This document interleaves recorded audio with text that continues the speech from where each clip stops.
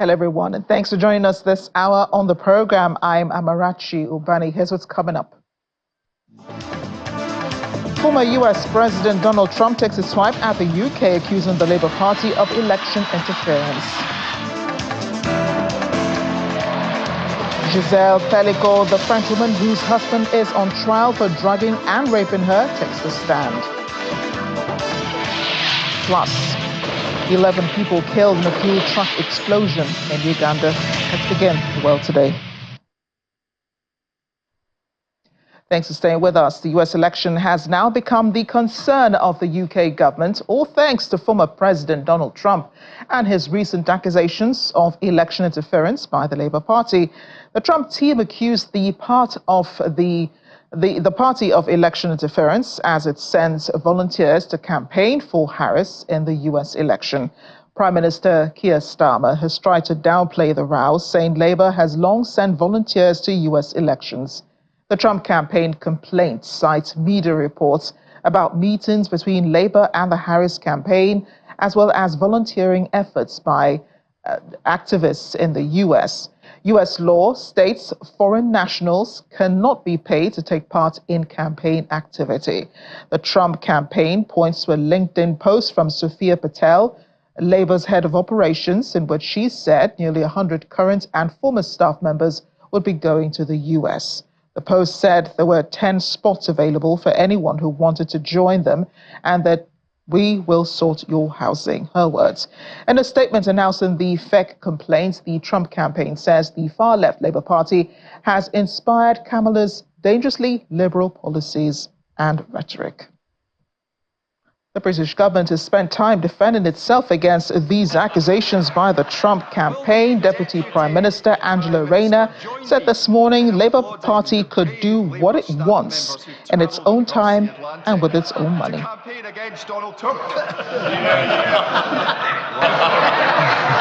Will the Deputy Prime Minister join me in applauding the brave Labour staff members who've travelled across the Atlantic to campaign against Donald Trump? People in their own time often go and campaign, and that's what we've seen. It happens in all political parties. People go and campaign and they do what they want to do in their own time with their own money. Melanie Ward. Now, much earlier today, the UK Defence Secretary John Healey spoke to the BBC radio, saying Trump campaign has got this wrong. He says the campaigners are individual Labour Party members and that there is no organised deal on this. They're all volunteers. They pay their way. While Environment Secretary Steve Reed also denied any Labour involvement, saying it's not unusual for supporters of a party in one country to go up and campaign for a sister party in another. It's up to private citizens how they use their time and their money, and it's not unusual for supporters of a party in one country to go and campaign for a sister party in another. It happens both ways round and across many, many countries. But none of this was organised or funded by the Labour Party itself. This is individual people making their own choices as they're free to do.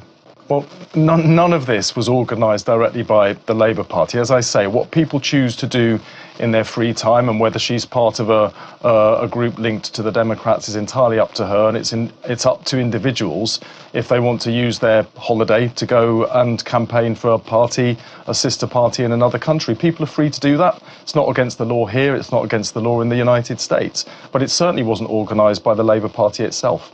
Key point underneath this is that the government of this country, which is now a Labour government, will work closely with whoever the people of the United States elect as their president in November, because this country and the US have a long-standing special relationship, and that will continue into the future. As our Prime Minister, Keir Starmer, has had meetings with both President Biden in the White House and with Donald Trump. He was over there recently and had a very useful and respectful dinner with Mr. Trump. That relationship between the US and the UK will continue, whoever is elected president. But it really is up to individuals to choose how they spend their own money and their own time. And people going from one country to another to support a sister party is far from unusual.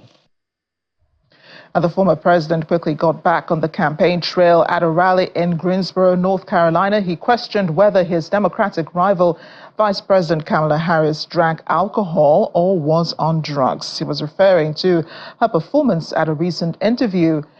Trump described the vice president as stupid, his words, and then proceeded to question whether she had a substance abuse issue.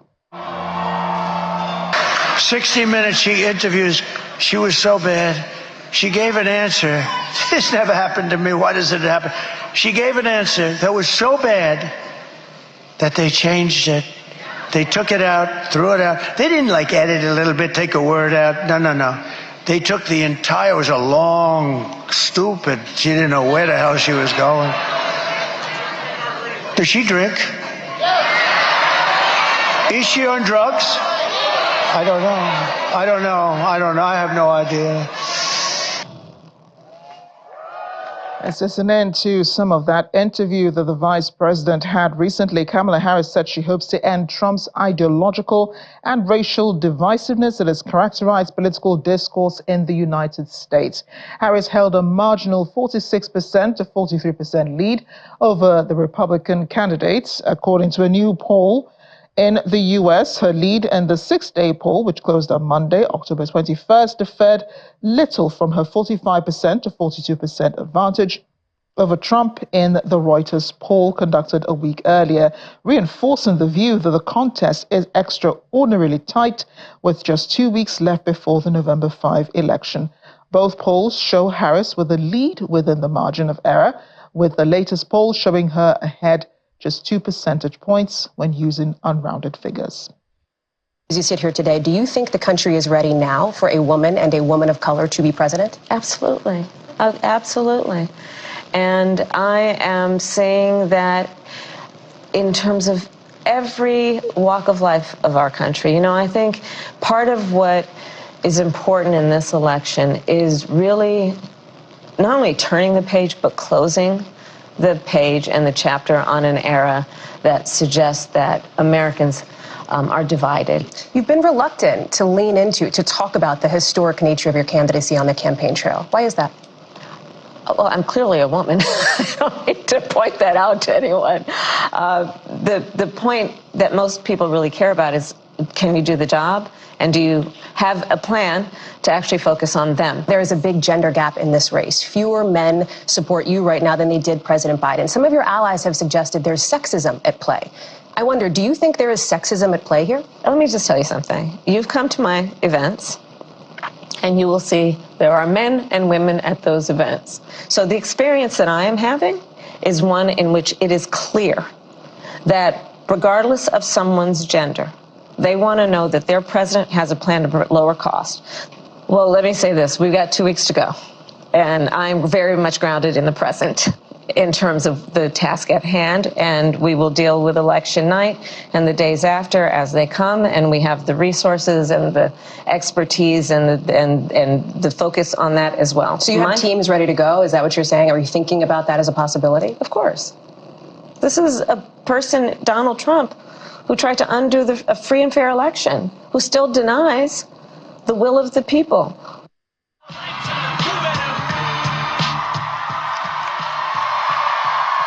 And on Tuesday, we saw the former U.S. President Barack Obama energizing the Harris Walls campaign in Detroit, Michigan, with a speech using the famous lines of U.S. rapper Eminem's hit, "Lose Yourself." Eminem introduced the former president and urged attendees to vote.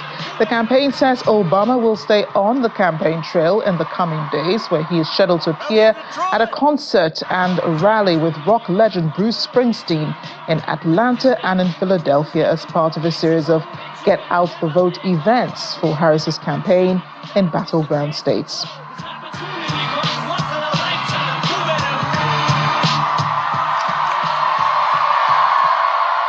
Hello, Detroit! And to apologize, wanted to hear a little bit of what the former president had to say. But I want to bring in now Democratic Party County leader and global affairs analyst, Dr. Nelson Benjamin. He joins us from Detroit, Michigan. Nelson, thanks for joining us on the program. Thanks for having me in Hamarachi. How are you doing today? I'm good. I'm good, and I hope you are as well. You've just come off the former president's campaign. You'll probably tell us more about what happened in there. The much I know is that he was rapping to Eminem's hit single "Lose Yourself." Yeah, you're right on. Former President Barack Obama is a very charitable leader. He's known to energize the youth. As we all know that Barack Obama led one of the best and most significant youth energized election in U.S. history, when he rose to power from nothing. So he was in Detroit yesterday as part of ongoing campaign to get out the vote for Kamala Harris, not only getting out the vote, but to get out the black male vote.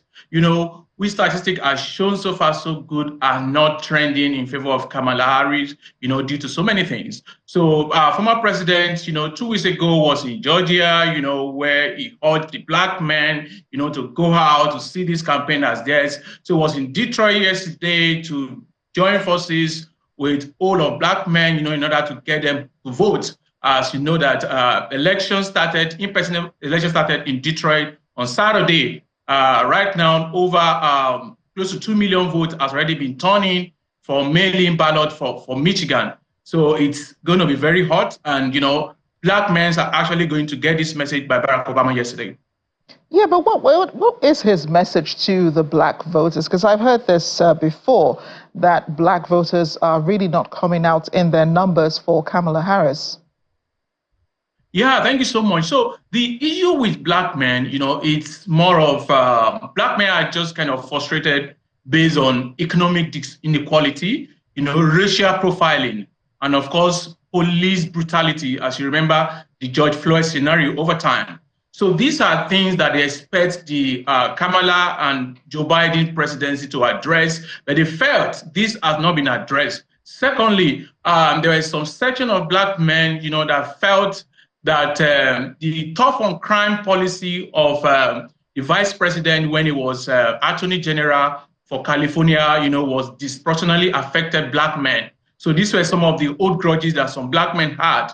But so far, so good. Vice President Kamala Harris have been tailored messages, programs, to lift up black men, economically, for instance. There's a policy, one of his economic policy to lift black men out of poverty is to give $25,000 for first-time home buyers, and of course, give $50,000 in terms of tax credit to startup businesses, and of course, $6,000 for as a child tax credit, especially for black population. So these are some of the targeted economic campaign that were aimed at addressing those economic inequalities. And of course, he has also promised to address the systemic racial profiling that have been affecting black men over time. Then also, one of those things he said, which has been gaining popularity among black men, is rescheduling of a marijuana, reclassifying marijuana from class 1 schedule, to make it over the counter, which has been widely supported. For example, marijuana is approved as a recreational medicine in Michigan. So these are some of the targeted campaign, both economical, racial, and lifestyle policies that Kamala Harris is addressing, is bringing on board to help black men, black race out of those systemic poverty over time. Yeah, that is important, isn't it? But now there's been another development, and it's all thanks to the Trump campaign. They're accusing the UK government of election interference, accusing the Labour Party, actually, as volunteers come from the UK to the US. What do you know about this, the movement of UK volunteers coming to help the Harris campaign? Thank you so much. We all know all over the world that the former president, Donald Trump, is used to spreading falsehood, baseless accusation, and accusation that only him and his campaign people know. There have not been any statistic to support that, number one. And I can speak that the Harris war campaign have not been distracted, by these false proclamation by the former president. as we all know, months back, the former president was peddling rumor that the Asian immigrants in Springfield, Ohio, were hitting people's cats and dogs, which we found out that they were actually baseless. So these are some of the gimmicks that the former president is raising, as a sign of defeat. Of course, he's actually losing the poll, and of course, he's trying to look for ways to distract the Democratic folk, but we are not going to be distracted as he's used to that. Secondly, talking about volunteers, it were, volunteers, irrespective of nationality, they are allowed. The US law only prohibits donations, spending money on campaign by foreign nationals on US election. However, unpaid volunteers are allowed, maybe to canvass or phone banking, which are normal. Both Republican and Democrats are always doing that. So the former president's accusation is not only false, but it's also worrisome because it could lead to some strained relationship with one of the United States' closest allies, talking about UK, as rightly shown in your previous clips. The UK Parliament, they are talking about it. So it is something that we all know that the former president have been, and that's why we are saying that this former president, the second coming back of Trump administration, is dangerous, and we are all going against that as electorate, as voters, to ensure that we prevent the second coming of Donald Trump. Well, while we're still on the subject of election interference, tech billionaire Elon Musk announced he would be giving away $1 million to a registered voter every day until the election. How is this not a manipulation of the upcoming votes? Thank you very much. Elon Musk is one of the super PAC billionaire, that comprises of 14 billionaires, that have been doing very well, doing everything they could do, to influence in whatever way they could do this election. Of course, we also know that this influence, the involvement of Elon Musk and the other billionaires is actually transactional with the former president. As you know, that these were somehow arch enemies of Donald Trump in the first place. But, sudden change to Donald Trump, of course, we have seen that it's very transactional. Secondly, what he's actually saying, what he's actually doing is not actually vote buying based on Federal Electoral Commission. It's not vote buying. It's a way of indirectly influencing the election in terms of getting Donald Trump base out to vote. For example, they have promised money for people that sign the petitions. And what are the petitions? They want the petitions are support for the First Amendment, which allow freedom of speech, and of course support for the Second Amendment, which give right to gun rights. So these are some of the ways in which it's a strategic way to get out the supporters of Donald Trump. As you know, the election is going to come down to margin of votes. So he's just trying to mobilize the base, the Republican base, to go out and everything. Over the weekend, Governor Shapiro of Pennsylvania, raised question about this. And I think the Federal Electoral Commission are still going to investigate whether it's actually in form of vote buying or otherwise, because, as you know, that there's rules for election donation. And of course, we know the influence of dark donation in US elections. So all these things are critically being watched. And I think in the coming period, we are going to know whether they actually translate to vote buying and to what extent have they been able to influence, electorate. Yeah, that will be important. And I've seen the vice president become a bit more confident, in her interviews and a bit more specific when she's answering questions. I mean, the interview she had with Haley Jackson of the NBC, the one we played, she was, specific about answering the questions and about, what was it she wanted to get across.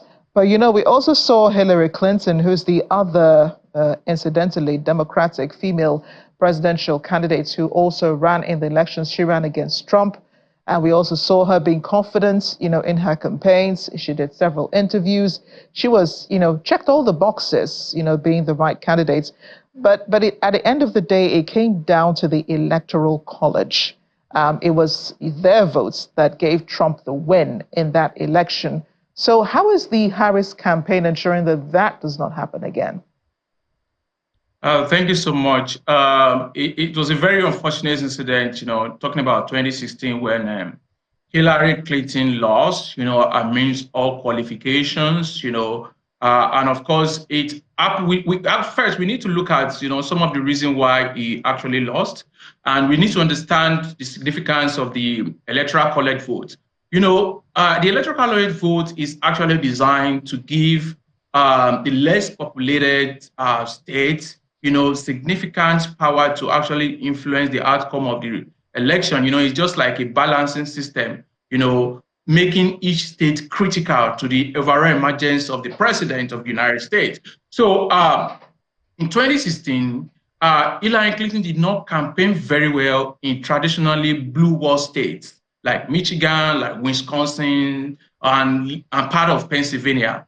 These were critical swing states, that eventually, that Donald Trump eventually flipped to his favor. For example, in Michigan, Donald Trump won Hillary Clinton by over 10,000 votes, which was very, very critical. And in order to prevent that error from happening, as we saw in 2020 election, President Joe Biden campaigned very well in all those critical counting that could swing the votes, went down to the Electoral College, which is what we are doing right now, by going down deep down there. We knock on neighbors, we call on those suburban voters, the white collar voters, the workforce, the labor unions. These are critical electoral blocks that made up those Electoral College votes. And that is why our campaign, the Democratic campaign, has been targeted pro-worker, pro-people's elections. And, we are not taking that for granted. For example, Vice President Kamala Harris has been moving around those 7 swing states. He was here on Monday, Barack Obama was here yesterday. She's still coming to Michigan with Michelle Obama on Saturday. So the same thing happened to other critical states like Pennsylvania. We've been doing a lot of interviews with the Latino voters, with the Hispanic voters, with the Black voters, and even the white voters. It's very critical. And I tell you that based on what we are doing, the groundwork, the boots on ground, the targeted campaigns, and of course, the people-oriented messages of Kamala Harris, I'm very, very positive that come November 5th, Kamala Harris is going to be declared President of the United States. Well, we have to have the election first, don't we? Thank you again, Nelson, Democratic Party county leader and global affairs analyst, for joining us on the program.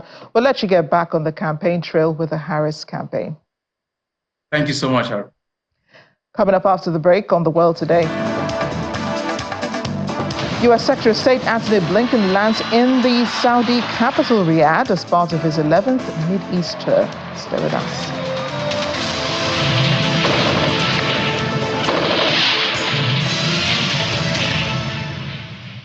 Welcome back. Still in the United States, weeks after Hurricane Helen and Milton hit the state of Florida, there's been a surge of flesh-eating bacteria, with 74 cases of Vibrio vulfinicus in 2024 alone, equaling the set record in 2022 when Hurricane Ian and other devastating storms hit the state. In the meantime, the Pentagon press secretary says the National Guard has more than 1,000 troops and over 100 high water vehicles and helicopters from 3 states mobilized for the response and recovery following Hurricane Milton. He says there are about 270 people working 9 Army Corps of Engineers mission assignments, including temporary roof support, infrastructure assessment, debris control, flood response, and more. Air Force Major General Pat Ryder says the Defense Department continues to engage with interagency partners in support of the Federal Emergency Management Agency. Staying with the hurricanes and the aftermath, the White House has taken on new action to address the devastation in North Carolina as a result of the most recent hurricanes. Residents in North Carolina are still suffering and without a basic necessities, food, even shelter, and even cash. Our Washington correspondent Maria Bird spoke with the White House appointee to discuss the severity of the recovery challenges. We thank you so much for joining us as the Deputy Administrator for FEMA. We know this is a very busy time in our country as a whole, but especially for those of you who have been on the front lines as we've had two major hurricanes that have been very devastating in the United States. Can you give us a little insight as to where we are today, what's happening, and what are some of the relief efforts and continued recovery efforts? Well, again, thank you for having me. We remain decisively engaged across the entire 6 states for those that have been impacted by Hurricane Helene, and then subsequently down in Florida with Hurricane Milton.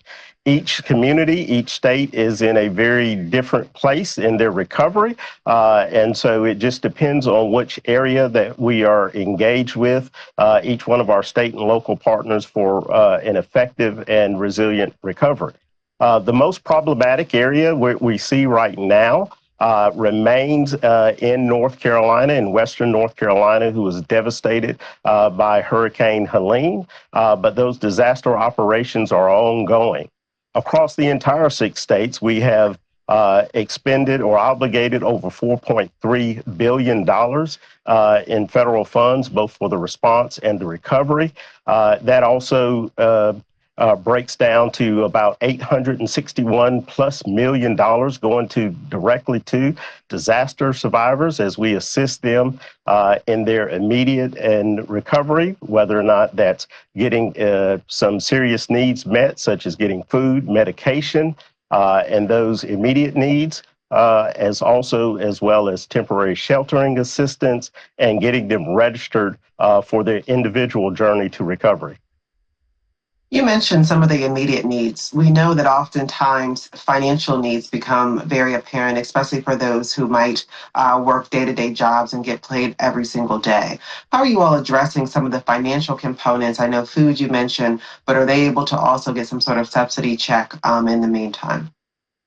Yes, there are immediate commodities that are brought into the areas that are impacted: food, water, working with the Red Cross and other volunteer organizations to bring that type of assistance. We have encouraged people to immediately, as soon as they can, apply for FEMA assistance, which they can do through our FEMA app or going online at disasterassistance.gov.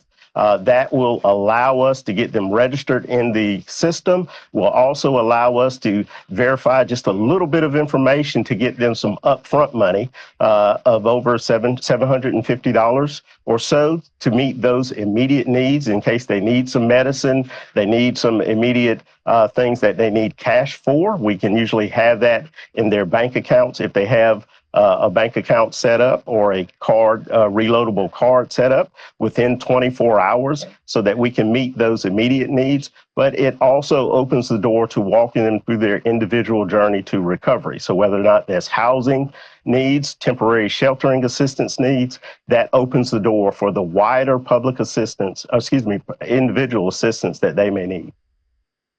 We know that rural communities oftentimes are the ones that suffer the most in these type of disasters. Tell us how you all are addressing those who are in communities that you can't walk to the closest store, and that oftentimes people are a bit concerned about leaving their properties. Right. We have an obligation to meet people where they are. And so that means to get the resources to them and not be slow to need. There were some unique circumstances, particularly in Western North Carolina, but other areas as well, that we've had to go the extra mile. We have airlifted commodities and airlifted personnel into those communities to reach them where they are. The president authorized up to 1,000 active duty soldiers to assist the National Guard and state and FEMA partners to deliver commodities over that last mile, going through territories of cutting down trees and underbrush to reach people in their houses or where they may have been cut off. So we do a variety of things to meet people where they are. And thank you so much. And lastly, before we go, tell us how long the recovery is expected to last before people can begin some sort of normalcy. Well, we begin the response with recovery in mind. The reality of it is that recovery in these communities will take months and years to fully recover and to restore. And this isn't just work of FEMA alone. The entire federal family is being brought to bear, and we are coordinating with faith-based institutions, business communities to rebuild more resiliently and regrow those communities. We thank you so much. Thank you for your time. Thank you for having me, and thank you for lifting up the work that people are doing to assist people in need.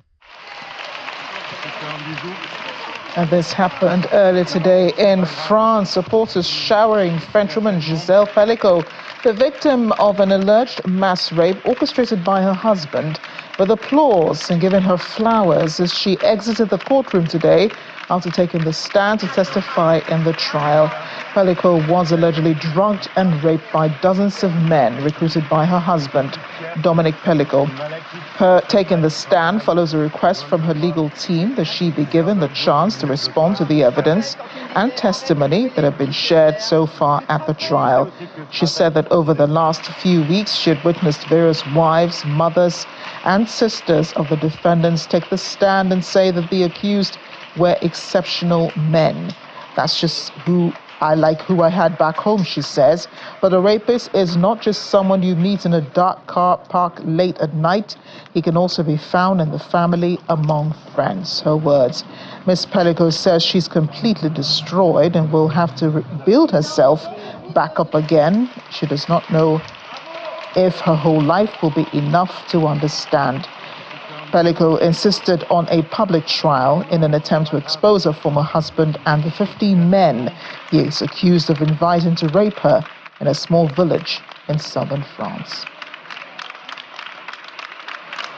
One of the men accused of taking part in the mass rape of Gisèle has given an interview to Reuters as the trial in Avignon shook the country and prompted some leading politicians to call for change.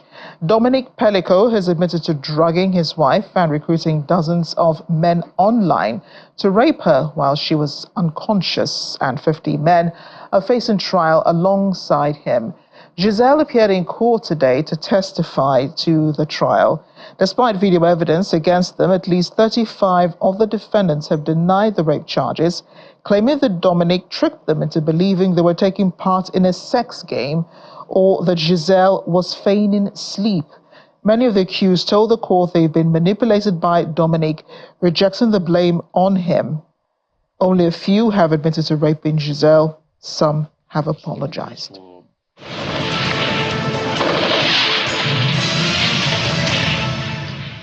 Welcome back. The bodies of victims of a fuel truck explosion near Uganda's capital, Kampala, have been retrieved as investigators collected evidence at the scene in Kigogwa town. The truck overturned after an accident and later exploded, killing at least 11 people, including 2 minors. 4 buildings housing 9 shops were destroyed in the blaze. The fuel tanker was traveling from Kampala to the northern city of Gulu, about 400 kilometers away when the accident occurred. The injured were rushed to a nearby health facility for treatment. The identities of those affected have not yet been established.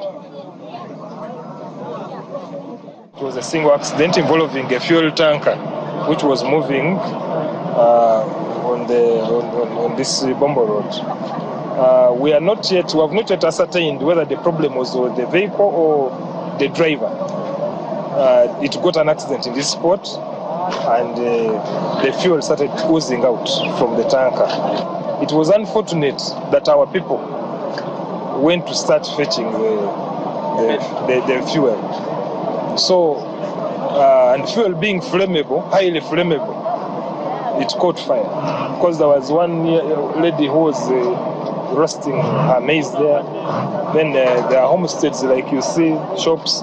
So with the amount of fuel which was flowing, we cannot this time know exactly the source of the fire. British actor Idris Elba says he will relocate to Africa within the next decade as part of his plans to support the continent's movie industry. The 52-year-old star of the hit series The Wire is behind nascent projects to build a film studio on the Tanzanian island of Zanzibar, as well as one in the Ghanaian capital, Accra. Born in London, Elba, whose mother is from Ghana and father from Sierra Leone, has a strong attachment to Africa. He wants to leverage his star power to back its burgeoning film business, as he says it is vital that Africans get to tell their own stories. South African President Cyril Ramaphosa believes the World Trade Organization must be reformed. He was making the remark during the BRICS summit in the Russian city of Kazan. Mr. Ramaphosa called for emerging economies to intensify cooperation by launching common development of exports, industrial cooperation, and technology exchange. The ability to change the full potential. Like most of the world, South Africa desires the smooth operation of supply chains, trade, tourism, and financial flows free from external influence in a multipolar world. Working together, the BRICS family has an important role in addressing the key challenges of the Global South in partnership with like-minded emerging market economies. We must intensify cooperation amongst BRICS members by launching common development programs in the fields of exports, industrial cooperation, and technology exchange. We have called for the recalibration of trade rules to enable industrialization. The WTO must be reformed. Meanwhile, China's President Xi Jinping today urged BRICS countries to deepen financial and economic cooperation, saying the need for reform of the international financial architecture is becoming more urgent. President Xi, speaking at the summit, called for a de-escalation in the Ukrainian crisis and for no further expansion of the battlefield. He also called for a ceasefire in the conflict in Lebanon and in Gaza. As we end the program today, a painting by a humanoid robot artist called we'll just say Ida, will make history this month when it is sold by Sotheby's. The first time a humanoid robot will have its work sold by a major auction house. The work, called AI God, is a 7-foot-tall impressionistic portrait depicting the father of modern computing, Alan Turing. It is anticipated to fetch between $120,000 to $180,000. Ida robot, named after Ada Lovelace, the first computer programmer, is the brainchild of Aidan Meller, who says she's intended to spark a conversation about how we interact with technology and artificial intelligence, and said this is a significant moment. I think what is particularly remarkable about this event with Ada coming to Sotheby's is actually the picture AI God. We are absolutely in that transitional point of going from a human world where humans make all the decisions to a post-human world where the algorithms are starting to make all the decisions. And we are in that tipping point. And I think actually to highlight that with the ultimate expression, AI God, is a really good way of actually showing that significance as we transition. There have been many artists called non-artists, right from Matisse and Picasso and the like, and they seem to have fared history pretty well by being called a non-artist. Is it art? Well, that's up to the audience to decide. Our focus is an ethical arts project that explores the current beginning of the fourth industrial revolution. Is it a tool that helps artists to be creative in a new way that wasn't possible before? Like, is it a new color on the color palette? I personally wouldn't want to see is that we start to care about machine stories, because who cares what machines have to say? I care about human stories. I care about what humans have to say. And I think art is a way of expressing that.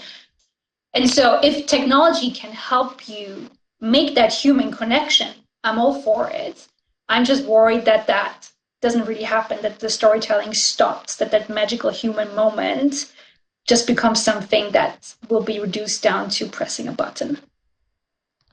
I wonder how long it took Ada to paint that picture. Thanks for watching The World Today. I'm Amarachi Ubani.